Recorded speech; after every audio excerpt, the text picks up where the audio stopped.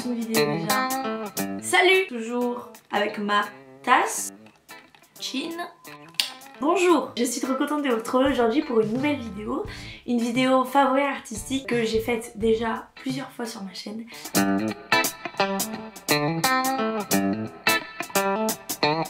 Je vais donc vous partager plusieurs trucs artistiques que j'ai kiffé cette année, ou il y a un mois, ou il y a plusieurs mois, bref. J'espère vous faire découvrir des trucs, j'espère vous donner envie d'aller les voir, les écouter, etc.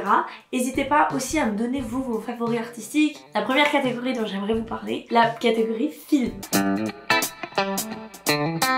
Et dans la catégorie film, j'ai qu'un seul film à vous parler, même si j'en ai vu plein d'autres, mais je trouvais qu'il y en avait qu'un qui méritait d'être dans cette vidéo. Et c'est le film romantique Before Sunrise, qui est réalisé par Richard Linklater.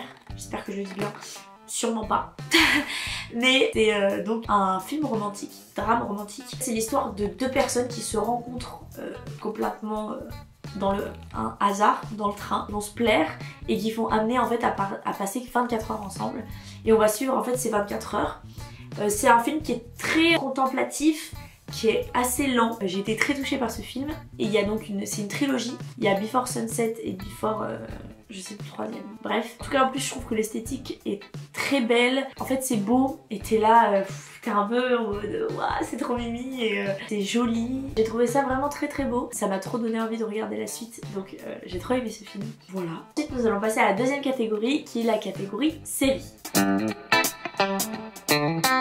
Pour la catégorie série, j'ai 4 séries à vous proposer, mais en vrai j'en ai 2 que vous connaissez, donc les 2 je vais aller vite. Mais pour les 2 séries que vous connaissez, je parle évidemment de Stranger Things et de Euphoria. Euphoria qui est clairement l'une de mes séries préférées parce que la réalisation est dingue, je trouve. Après on peut critiquer autant qu'on veut comment c'est écrit, le scénario, on peut critiquer beaucoup de choses, je trouve, dans cette série aussi. Et je trouve que c'est très bien filmé, je trouve que c'est beau.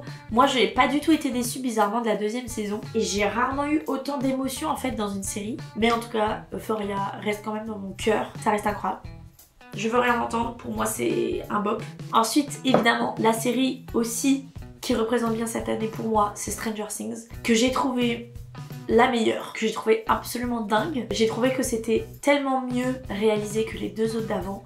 Je trouve qu'on a augmenté d'un level. Je trouve que surtout les premiers épisodes, tu voyais que tout était réfléchi en termes de transition, en termes de rythme, en termes de montage, en termes de colorimétrie, tout était incroyable. Vraiment, c'est une de mes séries préférées aussi, Stranger Things, clairement. Les 2 prochaines séries que vous connaissez pas forcément. 2 séries qui sont entièrement d'animation. La première, c'est la série Arcane, qui est inspirée de l'univers de League of Legends. Alors je ne joue pas du tout à League of Legends, pas du tout. Je vois ce que c'est, avec beaucoup de recul. Mais j'ai regardé Arcane, je savais pas trop à quoi m'attendre. Et cette série m'a retournée. Incroyable. C'est magnifique. En plus, le scénario, l'histoire est dingue. C'est une narration qui est incroyable. Ça te suit de long en large et en travers. Tu t'ennuies pas du tout. L'animation est dingue. Les personnages sont très touchants. En fait, on va suivre 2 sœurs qui ont été un peu bouleversées par différents événements dans un univers un peu par la violence, etc. Et c'est dans l'univers avec... Bah clairement, il y a des renards qui parlent. Il y a des monstres qui parlent et tout. Mais c'est trop bien. Vraiment, moi j'adore. J'ai adoré cette série. Donc je vous la conseille de ouf. Si vous aimez l'animation, même si vous aimez un peu les trucs d'action, etc., c'est incroyable, c'est une série que je recommande énormément. Ensuite, l'autre série que je vous conseille, c'est Love, Death and Robots. Je vous en parle parce que c'est une série qui est dingue. Donc le concept de cette série, c'est que chaque épisode est fait par un studio d'animation différent. Donc vraiment, chaque épisode, c'est un style différent, c'est une narration différente, c'est une histoire différente. C'est donc des animations à chaque fois. La seule chose qui est dit et qui est donnée au studio d'animation, c'est le titre Love, Death and Robots. Ils font ce qu'ils veulent autour de ça. Et déjà, je trouve le concept absolument génial. Ça vous permet de découvrir des styles et ça vous permet aussi d'être emmené dans des histoires différentes. Je trouve que c'est une série qui est dingue, qui mérite d'être vue, vraiment. Donc je vous le conseille. Voilà pour la catégorie série. Je vais passer à la catégorie documentaire. Pour la catégorie documentaire, j'ai un documentaire à vous parler qui est le documentaire Les Invisibles, où en fait ça va être des témoignages de personnes âgées qui sont homosexuelles et qui parlent en fait de leur relation, de leur histoire, de comment ils ont vécu en fait leur homosexualité à leur époque, et c'est ultra touchant. Chaque personne en fait ont vécu différemment leur sexualité, très intéressant. En plus c'est très bien filmé. Encore une fois, moi j'ai un très grand attrait pour les documentaires qui sont bien filmés et là j'ai été servie. Je vais maintenant passer à la catégorie artiste. Donc pour la catégorie artiste, j'ai 3 artistes femmes. Ces 3 artistes qui sont très différentes les unes des autres, mais qui m'ont touchée, qui me touchent et qui m'inspirent dans leur couleur, leur composition, les sujets qu'elles abordent. Je parle de Alice Bloomfield qui fait beaucoup de choses et c'est pour ça que j'aime beaucoup ce travail. Elle monte ses carnets, elle fait des t-shirts, elle fait des illustrations, beaucoup sa manière de représenter les personnages, la manière dont elle utilise les couleurs, le contour. Je trouve ça très fin et très bien fait. La deuxième artiste, c'est le compte Insta qui s'appelle J'ai de la fièvre. J'adore son style qui est incroyable et en fait elle fait des illustrations qui sont très colorées, qui sont très vives, avec des couleurs très vibrantes et qui sont un peu, je sais pas comment je pourrais définir son style, mais c'est très surréaliste, un peu surnaturel et je trouve que c'est ultra intéressant, c'est très inspirant. Et enfin, la troisième personne dont j'aimerais vous parler, c'est Caroline Perron, qui est une artiste que j'adore, qui est une de mes inspirations principales, je pense, qui m'inspire beaucoup parce qu'elle fait au crayon de couleur, elle fait des illustrations mais dingues, beaucoup de moments de vie, ça magnifique. Voilà pour la catégorie artiste et nous allons maintenant continuer avec la catégorie bande dessinée. J'ai 3 bandes dessinées à vous parler aujourd'hui. Une que j'ai complètement finie, une dont je suis en train de lire et une que j'ai pas du tout lue, mais je sais que ça va être incroyable, donc je vais vous en parler quand même. La première, c'est Bébé Fille de Elisa Marodino. Elisa Marodino, je crois que je vous en ai déjà parlé parce que c'est une de mes artistes préférées. Et elle a sorti du coup cette petite bande dessinée. Donc en fait, à chaque fois, c'est des courtes histoires. Chaque page va raconter une histoire. Et ça parle en fait d'elle quand elle était enfant, de plein de petites anecdotes et c'est à mourir de rire. J'ai ri, j'ai pleuré, j'ai été émue, j'ai été touchée pendant cette bande dessinée. Je trouve que c'est très bien écrit. Je peux que vous le conseiller. Ça m'a coûté 14 €, ça se lit très vite et à la fois ça se relit et ça se relit. Donc je vous conseille de ouf. Voilà pour la première BD. La deuxième BD, c'est Nos mutineries, réponse imparable aux idées reçues sur le féminisme.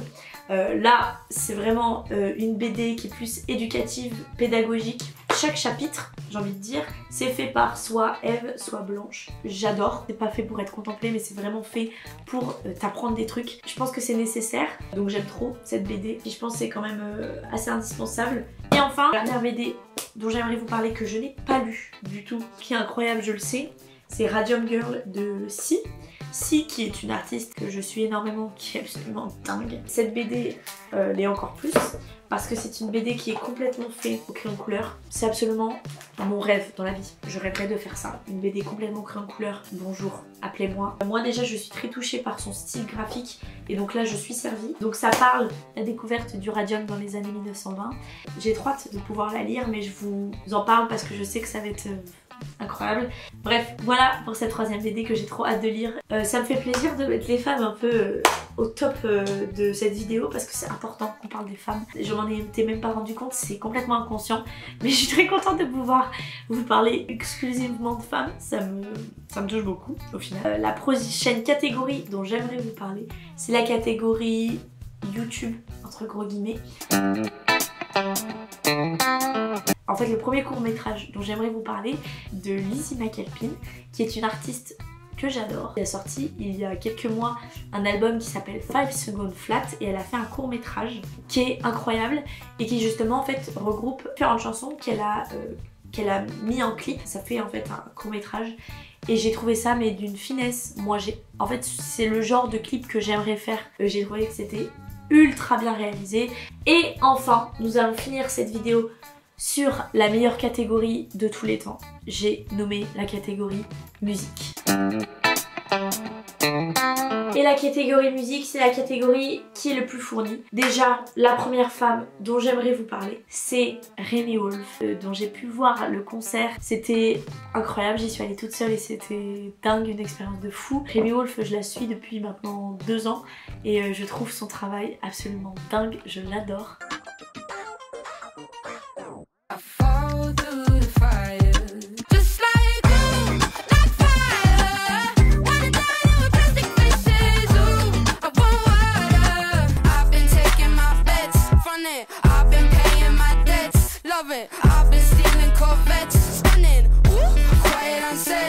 Ensuite en deuxième artiste c'est évidemment Lizzie McAlpine dont j'ai pu un peu vous parler. Elle a une voix qui est dingue, qui est très jazzy, qui est folle et elle a un univers qui est ultra touchant que j'adore, c'est très bien écrit. Lizzie McAlpine, c'est l'une de mes artistes préférées je pense. Tout son album, Five Sun Gone Flat, toutes les chansons sont dingues et même tous les albums qu'elle a fait auparavant sont incroyables. Don't answer me, I'm calling just to hear you scream and you're fading. I mean I did, but I didn't think it'd go this far. I don't love you like that. I'm a careful driver and I tell you all the time to keep your eyes on the road. Ensuite, troisième personne, c'est Mahalia qui fait cette fois-ci plutôt du hip-hop R&B. Mahalia m'a refait mon été. Elle a son album qui est fou, que des bops. Je l'ai écouté en boucle cet été. Elle a des clips qui sont aussi géniaux. Elle a fait des versions acoustiques qui sont incroyables. Si vous aimez plus le R&B hip-hop, allez voir Mahalia. Ses chansons sont dingues. Go down someone, go now please me, go now sinner, go down love. You don't really mess me up like that.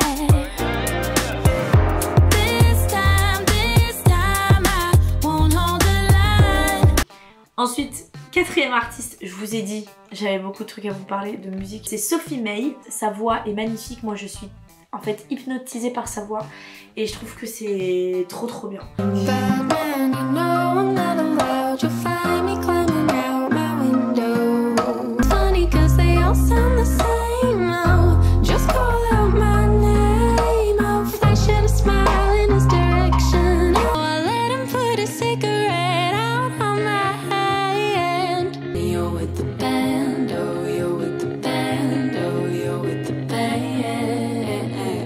Voilà, c'est comme ça qu'on finit cette vidéo. J'espère que vous avez aimé cette vidéo autre que moi.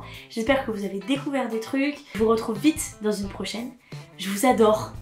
Merci de m'avoir écouté aussi longtemps. J'espère que ça vous a plu. Et voilà.